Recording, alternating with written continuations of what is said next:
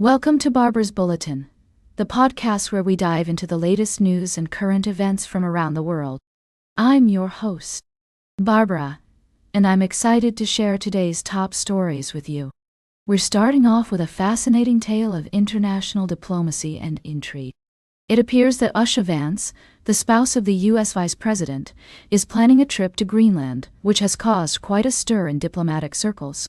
This visit comes on the heels of President Trump's repeated suggestions that the U.S. should acquire Greenland, a notion that has been met with resistance from both Denmark and Greenland.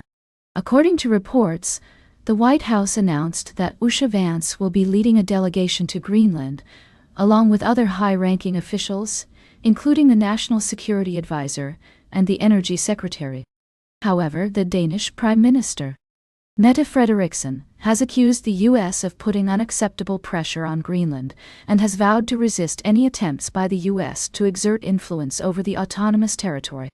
The Greenlandic government has also weighed in, stating that they did not invite the U.S. delegation and have requested that all countries respect their current political process.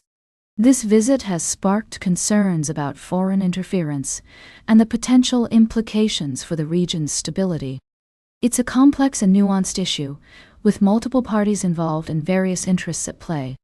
As we continue to follow this story, it will be interesting to see how it unfolds and what impact it may have on international relations. We'll be keeping a close eye on this developing story and providing updates as more information becomes available. In the meantime, we want to hear from you. What do you think about the U.S.'s interest in Greenland? And how do you think this situation should be handled? We'll be right back with more of today's top news on Barbara's Bulletin. Welcome back to Barbara's Bulletin. We're halfway through our show, and we have a very important story to share with you. Today, we're focusing on the ongoing situation in South Sudan, where Vice President Riek Machar has accused Uganda of violating a United Nations arms embargo. According to reports, Machar claims that Uganda has entered South Sudan with armored and Air Force units, conducting airstrikes in the country. This development comes after a breakdown in the relationship between Machar and President Salva Kiir, which has led to clashes between the military and the White Army militia.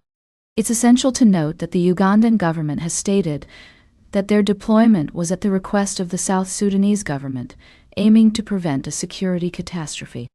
However, Machar's party, Spellemio, denies any links with the White Army, which is largely composed of armed ethnic Nuer who fought alongside Machar during the 2013-2018 conflict. The United Nations has expressed concerns about the rise in hate speech, which could potentially plunge the country back into war along ethnic lines.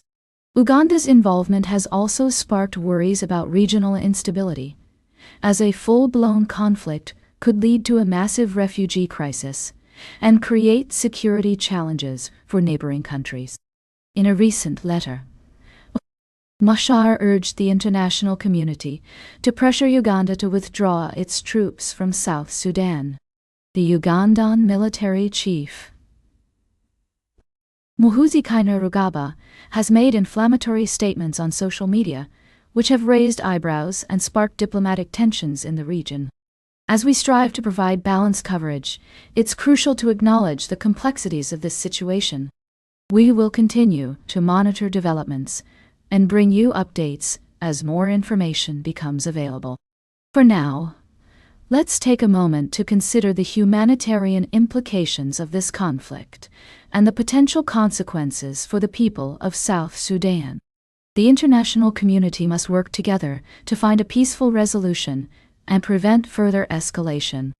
Stay tuned for our final story of the day, right here on Barbara's Bulletin. Welcome back to Barbara's Bulletin. We're wrapping up today's show with a story that has left many in the national security community stunned. It appears that the White House has inadvertently shared sensitive information about Yemen war plans with a journalist, via a group chat on the Signal messaging app Buddy. According to reports, the group chat, which included high-ranking officials such as Defense Secretary Pete Hegseth and Vice President J.D. Vance, discussed strikes against Yemen's Houthi rebels just hours before they were launched. The journalist Jeffrey Goldberg, editor-in-chief of The Atlantic magazine, claims he was accidentally invited into the group chat and witnessed the exchange. Now, I want to emphasize that this is a developing story, and we're still waiting for more information to come out. However, if true, this would be a significant breach of operational security with potentially serious consequences. The fact that sensitive information about military operations was shared so casually raises serious questions about the administration's handling of classified material. The reaction from lawmakers has been mixed, with some downplaying the incident and others calling for a full investigation. Senate Minority Leader Chuck Schumer described it as one of the most stunning breaches of military intelligence I have read about, while House Speaker Mike Johnson seemed more concerned with dismissing the story altogether. As we consider this story, it's essential to remember that national security is a complex and multifaceted issue. While mistakes can happen, it's crucial that those in positions of power take responsibility for their actions and prioritize the safety and security of our nation. It's also worth noting that this incident has drawn comparisons to the controversy surrounding Hillary Clinton's use of a personal email server during her time as Secretary of State. While that story dominated headlines in 2016, it's essential to approach this new development with a critical eye, recognizing both the similarities and differences between the two situations. As we conclude today's show, I want to encourage our listeners to stay informed and engaged on this issue. The intersection of national security, technology, and accountability is a critical one, and it's up to us as citizens to demand transparency and responsibility from our leaders. That's all for today's Barbara's Bulletin. Remember to like, share, and subscribe. And until next time, stay engaged.